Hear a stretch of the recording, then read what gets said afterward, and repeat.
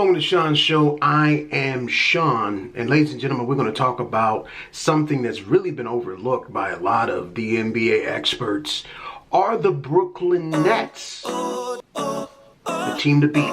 Find out now on the Shaun Show. You ready? Are you ready? Are you sure? Sure.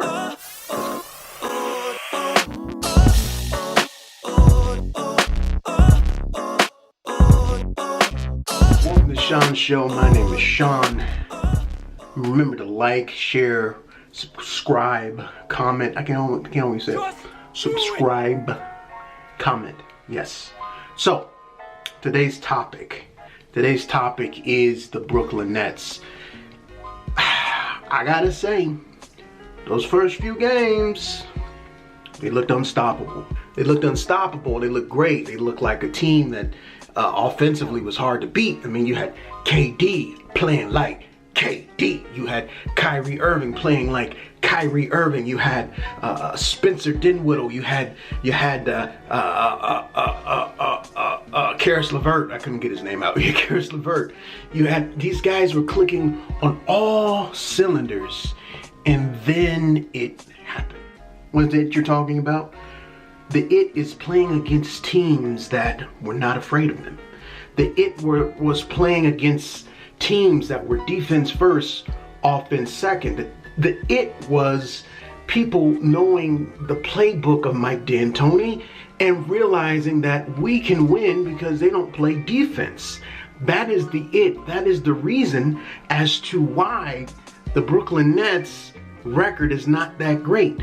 Now, mind you, KD's out and we had a big injury, Spencer Dinwiddie, but while they were there, they were not balling like those first couple of games, let's be honest.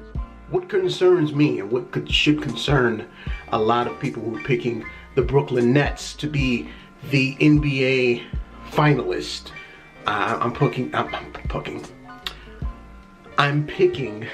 the Brooklyn Nets to go head to head with the Lakers. Now, the thing is with this, and I've said this on another video, the Lakers don't have any type of big protection. So the inside of the rim would be, well, not the inside, but the inside. I can't talk today.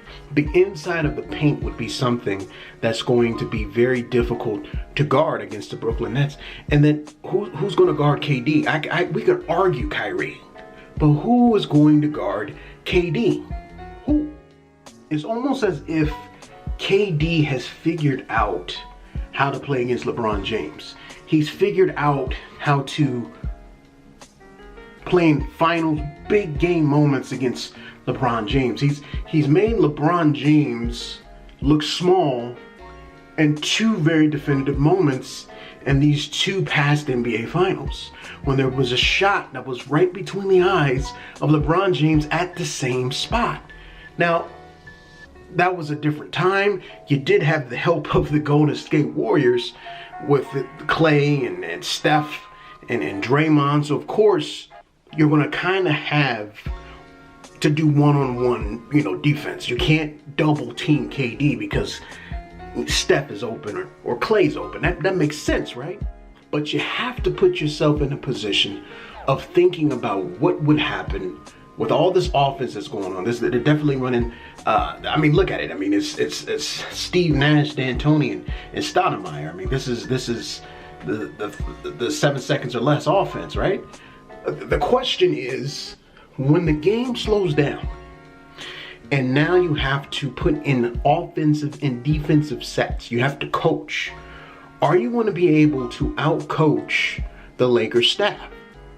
Because Mike D'Antoni wasn't able to outcoach the Lakers staff, and the Lakers beat them with small ball. So how exactly are you going to be able to beat the Los Angeles Lakers?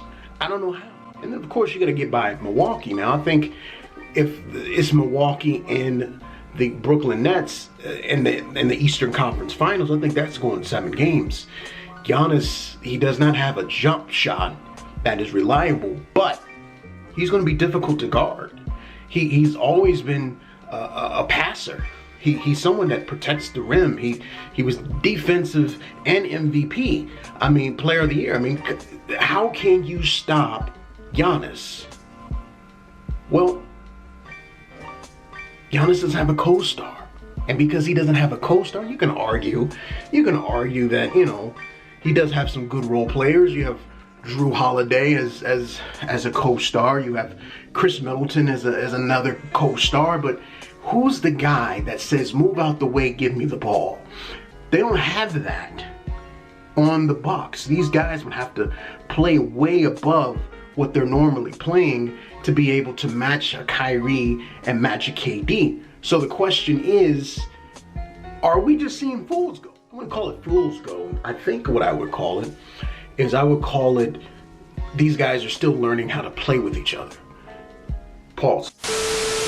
They're still learning how to play basketball with each other. I really think that the best way that we can do a litmus test of the Brooklyn Nets, of how good they are, is we have to see them in a difficult schedule. The schedule really hasn't been that difficult, but the record kind of reflects like they had a difficult schedule. So I really want to see them at full strength, as full strength as they can be, against like a Clippers or Milwaukee or you know, we saw them against Boston, but Boston's like, I think they're one piece away from being in the finals. But the question is what is that piece? When they did face each other, Kemba Walker was not available. We do know that. So maybe it'll be a different story. But it's kind of hard to vote against KD. It's kind of hard to vote against Kyrie. So for me, what it comes down to is we're going to have to really see consistent defensive play. We're going to have to really see some unique offensive sets. We're going to have to really see what happens when you get into that deep water and you can't shoot a three and nothing's falling and the ref's not calling anything. Do you have what it takes to take it to the next level? I feel like I'm about to play. So time will tell on exactly what will happen with the Brooklyn Nets, but I will assure you this. I believe they will be in the NBA Finals. Thank you for joining us on today's show. As always, like, share, comment down below. Let's get a discussion started. I love talking to you guys. I love seeing what you have to say. And I will see you next time here on The Shaun Show.